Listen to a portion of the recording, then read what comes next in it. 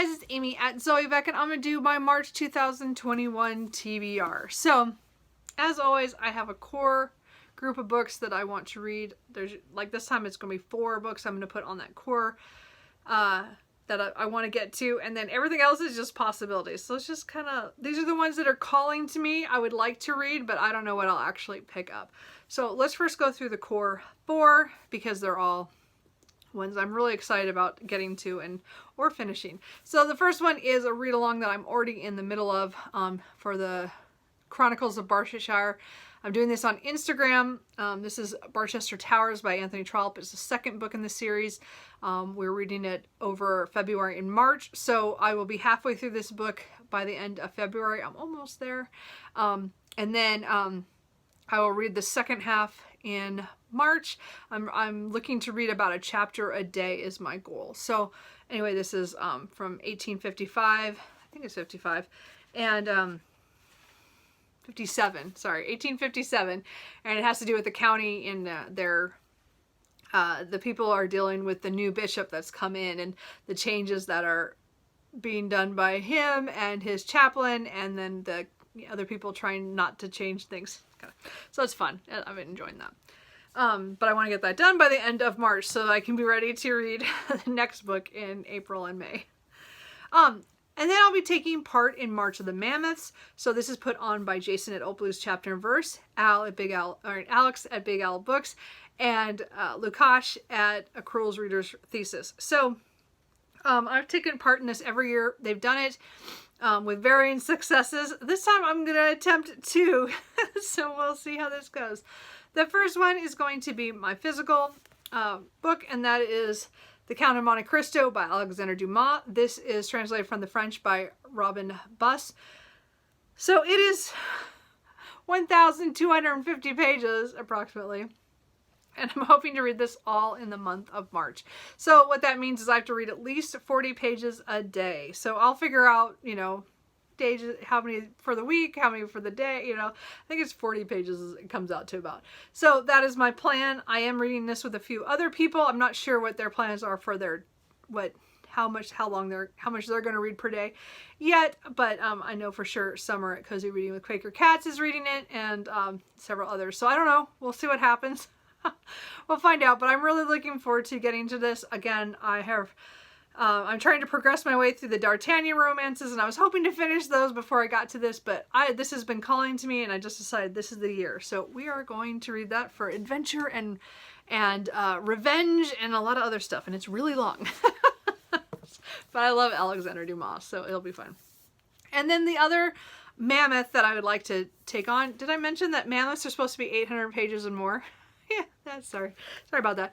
Anyway, so, and again, that one was way over. And then this one is over as well, and that is Red Comet, The Short Life and Blazing Art of Celia Plath by Heather Clark. I have the audiobook that is done by Laura Jennings. So I had got the audiobook when this released, and then, because I wasn't planning to buy the hardback, I was going to wait.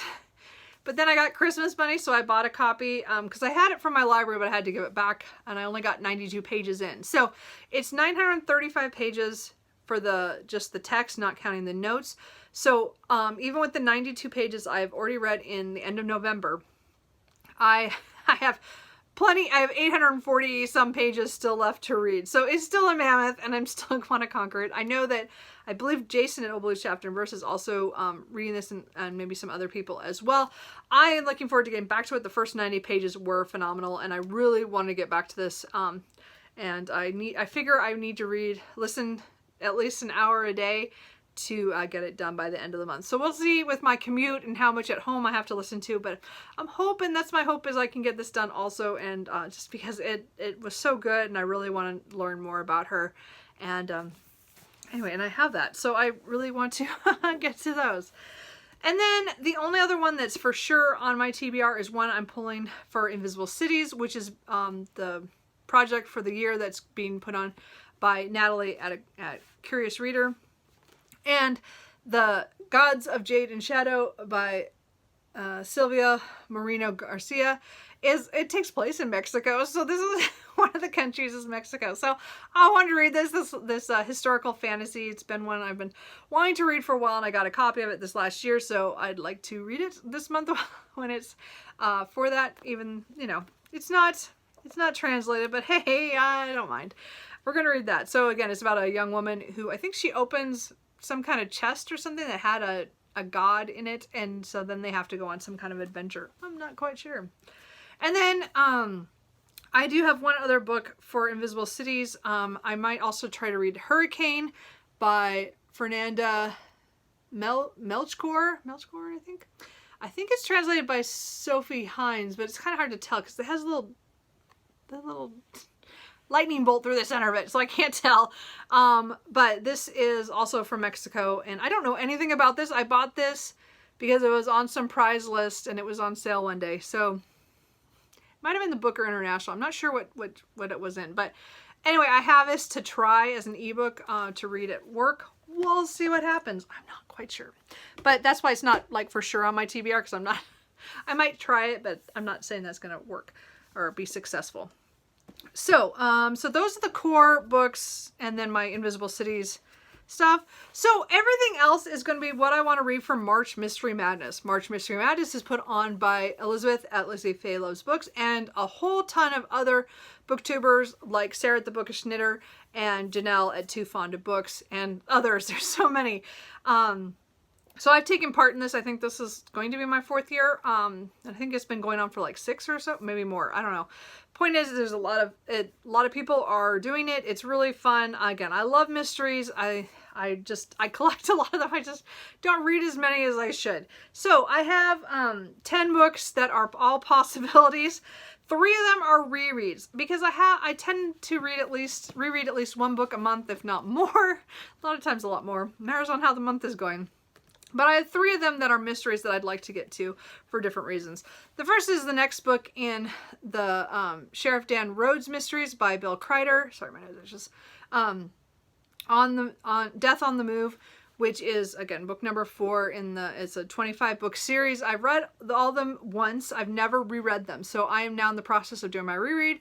So number 4, Death on the Move, is the next one. Again, a small Texas county.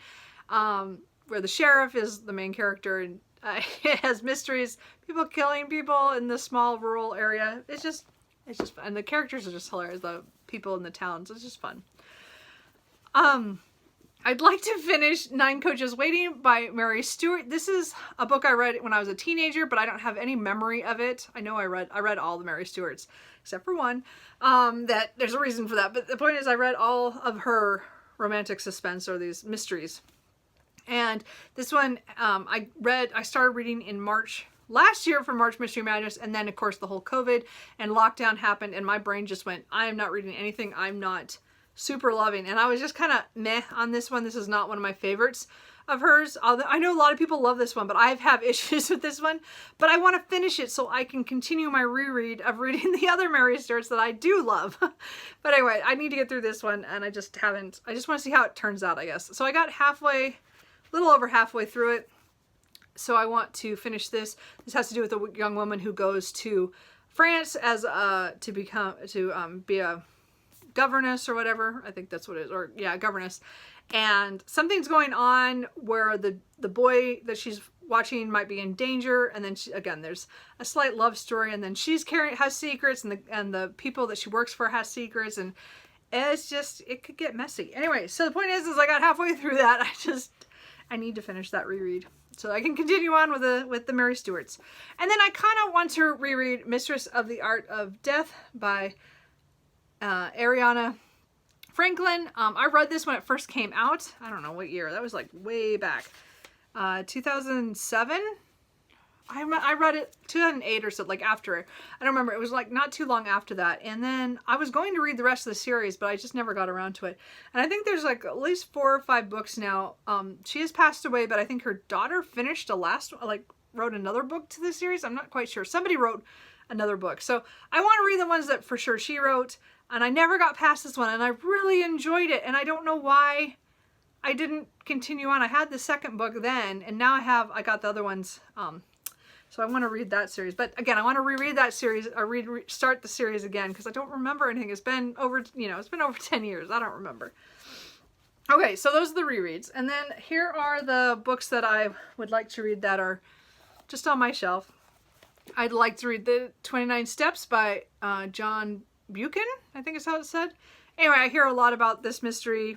It's a really short one, but a lot of people, classic. I don't remember what year this is from, but, oh, it's pretty old, but I don't know what, I don't know. I don't know what year it was, but it's an old one.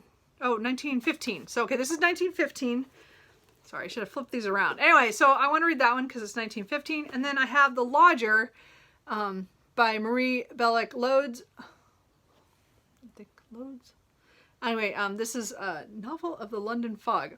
The story of the London fog. But this is a gaslight crime. But this is a 1913 book about late Victorian, about a couple who take in a lodger who they think so, and then people start dying in the neighborhood, I think, and then they think, well, maybe their lodger is the killer. I'm not sure. So those are two, I guess, early 20th century classics I'd like to get to. And then I have a historical mystery, The Seeker by S.G. McLean. I tried this a couple of months ago. I read the first 20 pages and I did like it. I just wasn't in a mystery mood, and I picked another book. It was kind of like I did try a chapter without showing you guys. But I read a couple books and this was one of them. And I do want to return to this one. This is Cromwell, England in 1654, I believe. And The Seeker, he is kind of like a detective kind of thing, but he works for Cromwell, I think. And somebody dies, and even though it looks like somebody else killed them, they're not really sure that's really what happened. That's all I know. Anyway, political stuff, all from 1654. The 7 Deaths of Evelyn Hardcastle, or 7.5 Deaths. There's what copy you got. I bought mine from Book Depository, so I've had this for a while, by Stuart Turton. And I've been wanting to read this for, again, a couple of years. And it has to do with it's like kind of a Groundhog's Day kind of thing, where a man is trying to figure out how Evelyn Hardcastle died every day. But it repeats, but then he's in somebody else's head the next day. I don't know. I've heard mixed reviews, of course, on this for years, and I just want to read this. It's on my list. I always want to read it. Full Dark House by Christopher Fowler is the first book in the Peculiar Crimes Unit. So I just picked this up for $1 a couple months ago, and I've heard really good things about this series from other people over the last few months, and so I wanted to try it. So I know it has to do with crimes. I think it's in the earlier 20th century. I'm not quite sure.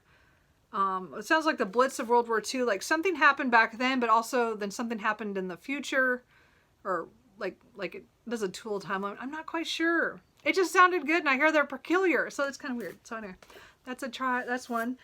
The Beekeeper's Apprentice by Laurie R. King is the first book in the Mary Russell and Sherlock Holmes series. I tried to read this, decades ago, a long time ago. I had an old copy.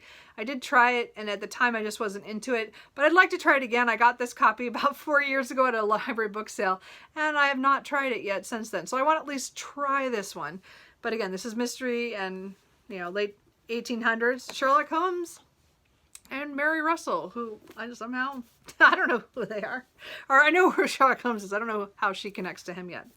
And then the last one is my 5-star prediction, The Broken Girls by Simone St. James.